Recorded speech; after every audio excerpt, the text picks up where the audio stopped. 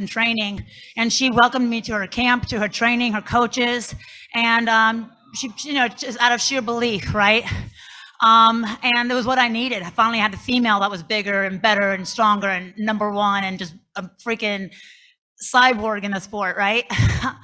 So she took me in with open arms, and finally I started learning things I really needed to learn, not just Muay Thai, not just things. My coaches and I discuss this all the time, how MMA has become its own sport. So I don't want to get into too many details and give away too many secrets, but lots of crazy things happened in this last camp, and I wasn't even able to train with Chris the way I wanted to. And one way or another, it was maybe a silver lining, because I realized I was really still overcompensating, if that's the right word, overcompensating for my injury, my knee injury.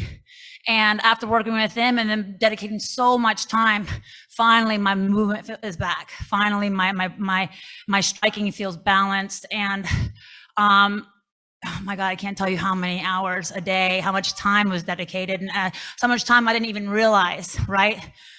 So again, that's just my example of how many people just believe in me. It's just like these top-notch people, and I'm like, I don't know what they see, but when I'm given an opportunity, I've given my absolute best. Even on rough days, I still try to show up, and so 100% a team effort. I know I belong at the top. It was just a very rigorous journey. That's the word, but yeah. Because it's been such kind of a rocky few years, you come in here, you have to fight Ilima in her hometown, yeah, her home arena. You know that everybody's going to be crazy against you. Oh gosh, yeah. Like everything is stacked against you. So how, I guess, satisfying is it to get a win like this? I mean, you absolutely, people out there are pissed right now. Like you ruined their night. Oh, come on now. You have to have. You have to have. You heard what it was like for her walking out. Yeah. I mean, that was a stunner for everybody that's sitting out there. So I guess how much satisfaction do you get out of that, and how much of a kind of a push does that give you going forward, especially after having that rough run that you had? It's amazing. It's an amazing feeling. She's #1 contender, #1 in the world, and for Bellator MMA. And I'm coming off of 3 losses in a row, but again, I know I belong. I'm top tier fighter. I know I am. And someone in the Bellator family and the bracketing, I don't know, maybe they saw the same thing that I feel in my heart, right? So I don't ask any questions, but I'm not going to shy away from this, right? And yeah, she's #1, but I look at her like any other opponent or any other competition. Like I look at them like, it's not a threat. I can do it. I'm capable. I've just got to be more resourceful. I've got to figure out what works best for me with the current situations that I have, like anyone else. And as crazy as things went, I was hospitalized during my last camp. I had to go to my coaches had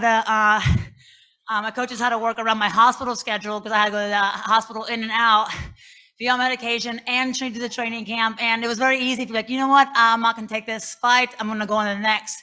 But I knew if I took that route, I wouldn't have an opportunity like this again. So I did everything I could to make sure I got here. And honestly, as crazy as that sounds, I feel like I had 2 training camps with Cyborg, and I had a full camp with just focusing on balance and strength and conditioning and movement, and really just paying attention to the things that I didn't know how to do, and believing in it, believing in the process, believing in my team. And really, it was just beautiful. All the stars aligned, like my coach said.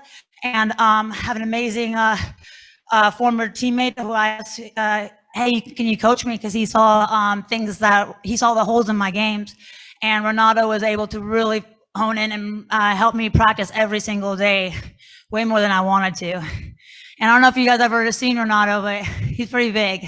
So I had to push and pull these big guys every day. We're talking about over 220 plus pounds. So when I had to push and pull Lima, I was like, I've got this all day long. And it's an amazing feeling. I mean, Lima is a top contender in the world, and I just beat #1. So I'm going to be, I'll be appreciating this for a good bit.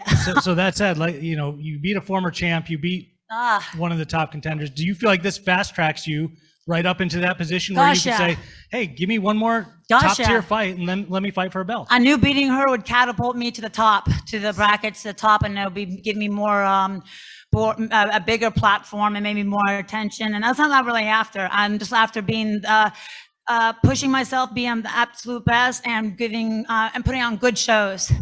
I'm an athlete at heart. I've been since childhood. I love competing. I love entertaining.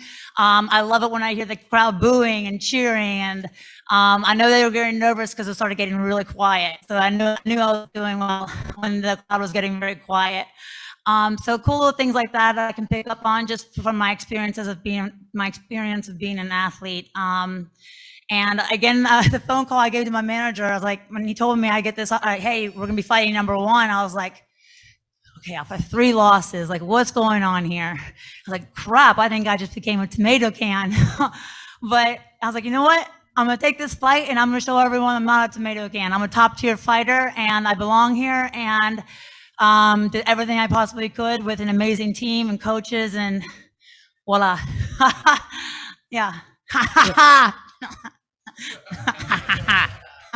Hi, Justine. Keelan McNamara here. Congratulations on an amazing win. Oh.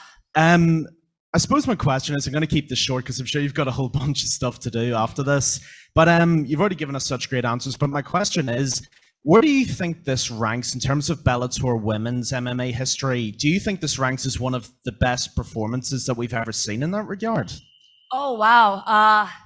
Hold on, I mean, I haven't even started the play-by-plays in my head yet. So that's really nice to hear from you, that having potential of being a fight like that. But it was fun. I was having fun in there. It was a good show. So yeah, me having fun, and that means it was a top-notch performance. Man, I hope every fight feels like that, because it was amazing being in there. But yeah, it'll take a little bit for me to process, because I go through the play-by-plays in my head. But I'll take your word for it. I like that. I don't know about that, but I appreciate it. Listen, congratulations again, Justine. Okay.